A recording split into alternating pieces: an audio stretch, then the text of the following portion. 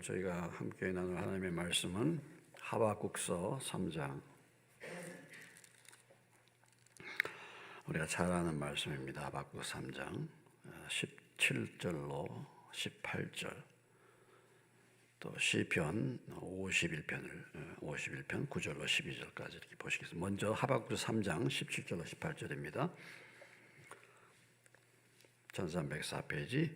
비록 무화과 나무가 무성하지, 다 같이 함께 합독하게 하겠습니다. 비록 무화과 나무가 무성하지 못하며 포도나무에 열매가 없으며 감람나무에 소출이 없으며 밭에 먹을 것이 없으며 우리의 양이 없으며 외양간에 소가 없을지라도 나는 여호와로 말미암아 즐거워하며 나의 구원의 하나님으로 말미암아 기뻐하리로다. 시편 51편 말씀입니다.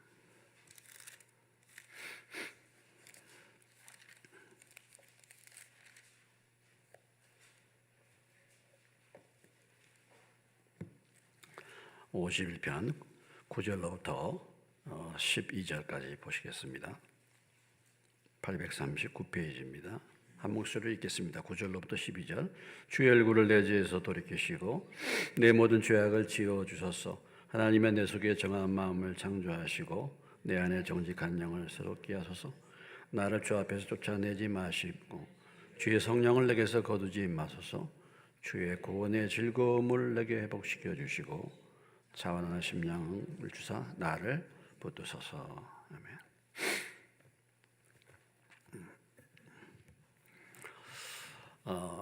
우리가 하박국서를 보면은 이 하박국서가 이 선지자 하박국의 기도와 찬양이죠.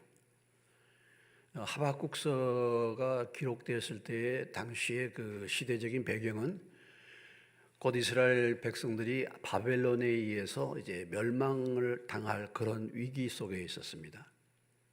그래서 바벨론이 지금 이제 곧 침략에 온다. 이런 그 아주 위기적인 그런 상황에서 하박국이 하나님 앞에 그것을 염려하면서 기도하고 있죠. 우리가 아무리 우리 이스라엘 백성들이 아무리 죄를 지었어도 그래도 이방인들보다는 낫지 않습니까? 근데 왜 우리가 이방인의 침략을 받아야 되겠는가? 이런 부분들을 주님 앞에 정말 나라의 장래가 걱정이 되면서 하나님 앞에 이제 기도합니다. 기도하는 가운데서 하나님께서 이제 최종적으로 하박국에게 주신 응답의 말씀이 오늘 하박국서 3장 17절로 18절, 19절까지 마지막 말씀입니다. 비록 무화과 나무가 무성하지 못하고 포도나무에 열매가 없고 감람나무에 소출이 없고 밭에 먹을 것이 없으며 우리의 양이 없으며 외양간에 소가 없을지라도. 이것은 무엇을 말합니까? 바벨론이 쳐들어와 가지고 이제 나라가 초토화 될 것을 얘기하는 거예요.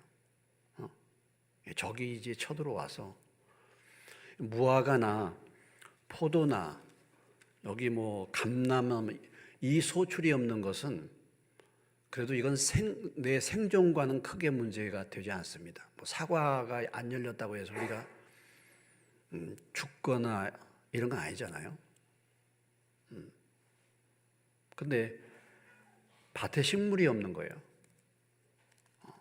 이건 이제 또 유목민으로서 소와 양이 없다. 이것은 이제 정말 먹을 것이 다 떨어지는 그런 절박한 상황을 말하고 있습니다. 이런 상황이 이제 앞으로 벌어진다 이거죠. 하나님 앞에 기도했던 하박국에게 하나님이 주신 말씀이 이제 그런 상황이 벌어진다 할지라도 너는 이렇게 하라는 것이죠. 하박국에게 주신 하나님의 마음, 그것을 하박국이 고백하고 있지 않습니까? 그런다 할지라도 모든 것이 없을지라도 나는 여호와로 말미암아 즐거워하며 나의 구원의 하나님으로 말미암아 무엇하리로다? 기뻐하리로다. 여기 없을지라도와 말미암아 이 단어가 대조적입니다. 없을지라도 무엇으로 말미암아? 하나님으로 말미암아. 특별히 무슨 하나님으로? 나를 구원하신 하나님으로 말미암아 기뻐한다. 그러니까 모든 것이 다 사라져도 내가 구원받은 그 사실, 그 구원의 하나님으로 나는 기뻐할 수 있다. 우리의 기쁨의 근거는 이 세상에 있는 모든 것이 다 사라져도 나를 구원하신 그 하나님의 은혜를 내가 알고 있다고 한다면 나는 그런 것과 상관이 없이 기뻐할 수가 있다라는 것입니다. 그래서 참 이 구원의 하나님을 만난 이 기쁨은 그 어떤 기쁨과 비교할 수 없는 거잖아요. 이것은 전천후 기쁨이라고 합니다. 전천후. 로마서 5장에 보면은 우리가 환난 가운데서도 즐거워한다 그런 말이 있어요. 환난 속에서도 즐거워한다. 또 요한복음 16장에 보면 우리가 잠깐 근심하나 그 근심이 도리어 기쁨이 되리라 그랬어요. 근심이 기쁨이 된다는 것입니다. 그리고 너희 기쁨을 빼앗을 자가 아무도 없다 그랬습니다. 하나님이 주신 기쁨. 무슨 기쁨입니까? 구원의 기쁨이죠. 구원의 기쁨. 이스라엘 백성들이 여러분, 이스라엘 백성들의 이 역사를 보면 이스라엘 백성들이 언제 제일 기뻐했겠습니까? 이스라엘 백성들이 성경에 나타난 그 사건 현장을 보면 언제 기뻐했겠습니까? 애굽에서 노예 생활할 때 마지막 문설주 좌우 임방에 모든 애굽의 장자들이 다 죽어가는데 그들은 살은 거죠. 그래서 죽음의 사자가 문설주 좌우 임방에 바른 피를 보고 넘어간 것입니다. 유월절이라는 것은 넘어갔다, 저주가 넘어갔다 그랬잖아요. 그들은 그 유월절 구원의 그날 그들은 정말 기뻐했죠. 감격했죠. 그리고 실제적으로 정말 아주 기쁨이 충만한 때는 또 우리가 출애굽기 15장에 보면 홍해를 건널 때 앞뒤가 다 막혔는데 애굽의 병사들은 추격해 오고 그런 가운데서 하나님이 극적으로 홍해를 여시고 이스라엘 백성들을 그 홍해를 건너가게 하셨을 때 출애굽기 15장 보면 그 온 이스라엘 백성들이 얼마나 감격하고 감사했는가, 찬양했는가. 거기 미리암의 찬양이 나오지 않습니까? 우리가 이제 이스라엘의 역사 속에서 이렇게 그 기쁨을 보면은 그런 이제 기쁨이 감격이 있죠. 그리고 또 포로로 붙들려 갔다가 그들이 다시 조국으로 돌아올 때 그 기쁨. 그러니까 이제 이런 거라고 볼 수 있죠. 여러분, 광복의 기쁨. 광복의 기쁨은 저나 여러분은 그 기쁨을 알지 못하죠. 그렇지 않습니까? 그 광복의 기쁨은 36년 동안 고생을 했다가 그 나라가 해방된 그때 뭐 우리가 사진상으로 보잖아요. 그때 막 만세 부르고 얼마나 그 기뻐했겠습니까, 그때가? 이스라엘 백성들이 포로로부터 70년 만에 돌아올 때 그 기쁨, 그 정말 헤아릴 수 없는 기쁨이었죠. 또 한 가지, 성전을 재건했을 때, 그러니까 이스라엘 백성들은 성전이 무너지면 소망이 없어. 이스라엘 백성들이 성전을 이제 재건하잖아요. 성전이 재건됐을 때 그들이 정말 얼마나 기뻐했는가. 자, 우리의 인생의 삶 속에서도 그렇지 않습니까? 나의 개인의 삶 속에서도 슬픈 일도 있고 기쁜 일도 있죠. 여러분의 인생 가운데 가장 기뻤던 때가 어느 때였습니까? 가장 기쁜 때가 어느 때였어요, 여러분? 어떤 때였습니까, 여러분? 기쁠 때. 결혼하신 분들 결혼할 때 기쁘셨죠?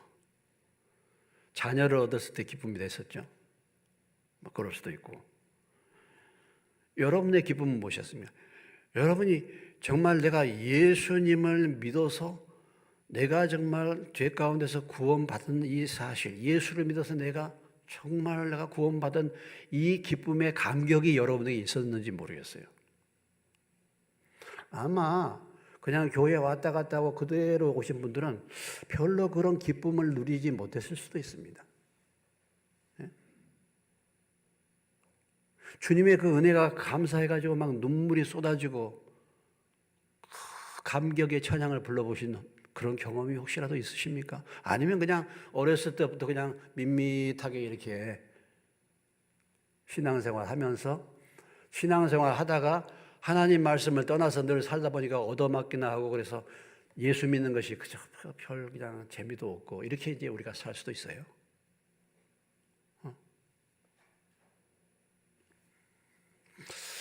제가 이제 오늘 말씀을 보면서 제가 제 인생에 제일 기뻤을 때가 뭐 다 그런 때가 있었잖아요. 저는 참 그때 정말 제 인생에 기뻤을 때는 제가 검정고시 합격했을 때예요. 검정고시. 제가 사실 검정고시를 합격 안 했으면 제가 이제 중학교만 졸업하고 마는 거거든요. 제 삶이. 그러니까 중학교 졸업하고 이렇게 혼자서 참 누가 살펴주지도 않고 제가 독학을 한다고 하면서 정말 이 친척 집에 제가 얹혀서 도서관에 이렇게 해서 본 건데, 야, 지금 생각해도 참 아찔합니다. 만약에 제가 그때 그래도 하나님의 은혜였죠, 보면. 하나님 어떻게. 정말 그때는 정말 뭐라고 표현할 수 없었죠. 기뻤어요. 예. 또, 제가 대학 입시에서 또 합격했을 때가 그런 것이죠. 왜냐하면 저는 형편이 너무 또 검정고시 하고 한 몇 년을 제가 또 학교를 다닐 형편이 안 됐기 때문에 저는 막 요즘에 부모님이 막 아이들 학원도 보내고 뭐 대학 입시에서 뭐 학원도 보내고 참 이건 부러운 거 아니겠습니까? 그런데 좀 이렇게 그런 뭐 순간들이 있어. 그러나 가장 우리 인생에서 가장 놀라운 사건은 기쁨의 사건은 예수님을 만난 거 아니겠습니까? 여러분은 어떠실지 모르겠어요. 여러분의 인생의 삶에서는 예수님을 만난 것이 정말 그런 내가 죄 가운데서 내 인생이 정말 달라지고 정말 이것이 그처럼 놀라운 사건이었고 예수 만난 것이 그렇게 기쁨이 되었는가? 그러나 사실은 예수님을 만나서 내가 죄 사함 받고 구원받은 것처럼 기쁘고 즐거운 일은 없는 것이죠. 왜 우리에게 그런 것이 없는가? 그러면 그런 구원의 감격과 구원의 기쁨, 구원의 즐거움이 왜 없는가? 어쩌면은 내가 그 주님을 만나지 못했기 때문일 수도 있어요. 그런가? 우리가 일반적으로 보면 아까 시편에서 우리가 보았지만 시편 51편을 다시 한번 보면은 시편 51편이 어떤 고백입니까? 다윗이 범죄한 후에 한 고백이잖아요. 다윗이 범죄한 후에 고백입니다. 그래서 다윗이 범죄한 후에 자기의 죄를 하나님 앞에 고백하면서 12절에 이렇게 말하고 있어요. 12절을 보시면 주의 구원의 즐거움을 내게 회복시켜 달라. 그리고 자원하는 심령을 주십시오. 그랬어요. 그러니까 한마디로 말해서 구원의 즐거움을 다윗이 뭐예요? 지금 잃어버렸죠. 그렇죠? 이 구원의 즐거움과 구원의 이 기쁨을 잃어버렸다 이거죠. 그러니까 다윗이 지금 이 구원의 즐거움을 회복시켜 달라고 기도하는 거 아니겠습니까? 그럼 다윗이 왜 구원의 즐거움을 잃어버렸습니까? 무엇 때문에? 죄 때문에. 그래서 우리가 이 구원의 감격과 구원의 이 기쁨, 구원의 즐거움을 왜 우리가 잃어버리는가? 그것은 우리의 죄 때문이다. 그래서 오늘 다윗이 하나님 앞에 간절히 기도하면서 그 기도를 하고 있지 않습니까? 구원의 즐거움을 회복시켜 달라고. 이렇게 고백하고 있어요. 그러니까 우리가 구원의 기쁨과 구원의 즐거움인 내 심령 가운데서 구원의 감격이 사라져 간다. 그 즐거움을 잃어버렸다. 기쁨을 상실했다라고 한다면 그것은 뭔가 내 삶에 죄악이 있을 수도 있다 이거죠. 그래서 우리가 오늘 이 주님의 만찬의 예배를 통해서 주님이 우리를 위해서 구원의 놀라운 제물로 몸과 피를 상징적으로 보여주시면서 이것을 행하여 나를 기념하라고 말씀하셨는데 이것이 얼마나 놀라운 구원의 은혜인가. 그래서 오늘 우리가 만찬에 참여하면서 여러분 나를 위해서 십자가에 죽으시고 그리고 피 흘리신, 그래서 그것의 증거로 만찬을 우리에게 행하시기를 원하시는 그 주님 앞에서 우리가 오늘 이 만찬에 참여하면서 구원의 그 기쁨과 즐거움을 회복받는 시간 되시기를 주님의 이름으로 축원합니다. 예. 그래서 참 이게 얼마나 놀라운 은혜인가. 내 감각이 무뎌지고 내 마음에서 구원의 즐거움과 기쁨이 사라졌으면 주님, 오늘 우리가 이 만찬을 참여할 때 다시 이 구원의 즐거움을 회복시켜 주시고 나를 구원하신 주님, 하박국의 고백처럼 아무것도 없어도 내가 구원받은 이 사실, 이것이 얼마나 놀라운 일인가. 나를 위해서 몸을 버리시고 나를 위해서 피 한 방울까지 쏟아주신 그 주님의 구원의 그 은혜, 그것이 정말 우리의 삶 속에서 그 사실을 늘 기억함으로 그 구원의 기쁨과 즐거움 속에 늘 거할 수 있는 저와 여러분의 삶이 되시기를 주님의 이름으로 축원합니다. 그래서 우리가 참 인생 살다 보면은 세상의 것들에 참 붙들려 살지 않습니까? 그러다 보니까 하나님의 그 크신 은혜 안에서 주신 그 기쁨을 다 잃어버려. 이렇게 살기 쉽지 않습니까? 주님이 오늘 이것을 행하여 나를 기념하라고 말씀하시면서 그 구원의 즐거움, 구원의 기쁨을 회복받으라고, 그 구원의 기쁨을 잃어버리지 않도록 오늘 이 만찬을 우리에게 주신 줄로 믿습니다. 예. 그래서 구원의 하나님으로 인하여, 구원의 하나님으로 말미암아 모든 것이 다 사라졌어도 나는 기뻐하리라 하고 고백하는 이 하박국의 고백이 저와 여러분의 고백이 되시길 주님의 이름으로 축원합니다. 그래서 우리가 이렇게 만찬 예배도 드리고 또 예배도 드리고 또 주님 앞에 나와서 기도하면서 사실은 이 모든 부분들이 그 주님의 은혜를 기억하는 거 아니겠습니까? 그런 것이죠.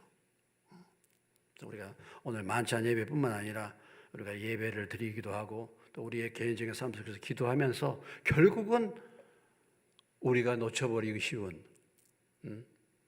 그 주님의 구원의 그 은혜를 기억하고 그로 인해서 우리가 기쁨과 감사를 잃지 않는 그런 삶을 살도록 하나님께서 이런 교제와 또 만찬을 우리에게 주신 줄로 믿습니다. 사실 하나님께서 우리에게 주신 영적인 그 은혜를 생각하면은 우리가 정말 굉장한 것을 받은 거 아니겠습니까? 굉장한 것을 받은 거죠. 정말 하늘의 보화를 받은 거고, 뭐 늘 우리가 그런 말 하지 않습니까? 예수를 알았으면 모든 것을 다 안 것이고, 예수를 받았으면 모든 것을 다 받은 줄로 믿습니다. 그렇죠. 하늘에 속한 모든 신령한 복을 이미 하나님께서 저와 여러분에게 주신 줄로 믿습니다. 하늘에 속한 모든 신령한 복을 그리스도 안에서 다 주셨다고 했잖아요. 그래서 우리가 오늘 이 자리에 있는 것입니다. 믿고 싶어도 믿지 못하는 사람들이 이 세상에 얼마나 많은지 몰라요. 하나님이 나를 부르시고 예수 안에서 십자가에서 구속의 은혜를 주시고 믿을 수 있도록 성령님을 보내셔서 우리의 삶 속에서 인치시고 보증해 주신 그 은혜, 그래서 그 은혜의 영광을 찬미하도록 우리를 불러주셨으니까 오늘 특별히 우리가 만찬은 나를 구원하신 구원의 현장, 그 구원의 즐거움을 회복받고 그 구원의 주님으로 인해서 기뻐하는 그런 만찬이 되시기를 주님의 이름으로 축원합니다. 기도하겠습니다. 하나님 아버지, 허물과 죄로 죽었던 저희들, 죄 속에서 망할 수밖에 없는 저희들을 하나님께서 오래 참으시고 사랑하셔서 그 아들 예수 그리스도를 이 땅에 보내시고 십자가에서 몸을 찢기시고 피 한 방울 남김없이 다 쏟아주심으로 제물되어 주심으로 말미암아 우리에게 죄사함과 영생의 즐거움과 기쁨을 주신 것을 감사드립니다. 하나님 아버지, 오늘 이 하박국의 고백이 저희들의 고백이 되기를 원합니다. 정말 아무것도 없다 한다 할지라도, 모든 것이 다 사라진다 할지라도 나를 구원하신 그 하나님으로 인하여 기뻐하고 즐거워하는 저희가 되기를 원합니다. 주께서 이제 이 만찬 예식을 통해서 우리에게 이 놀라운 구원의 은혜를 베풀어 주시고 그 구원의 은혜를 잊지 말고 그 구원의 기쁨을 잊지 말고 살아야 할 것을 우리에게 말씀해 주신 줄로 믿습니다. 하나님 아버지, 오늘 만찬에 참여하면서 주께서 우리에게 베풀어 주신 그 큰 사랑을 기억하고 그 구원의 은혜를 정말 기뻐하고 늘 기억하고 감사할 수 있는 저희가 되게 해 주시옵소서. 구원의 즐거움을 회복시켜 주시옵소서. 예수님의 이름으로 기도하옵나이다. 아멘.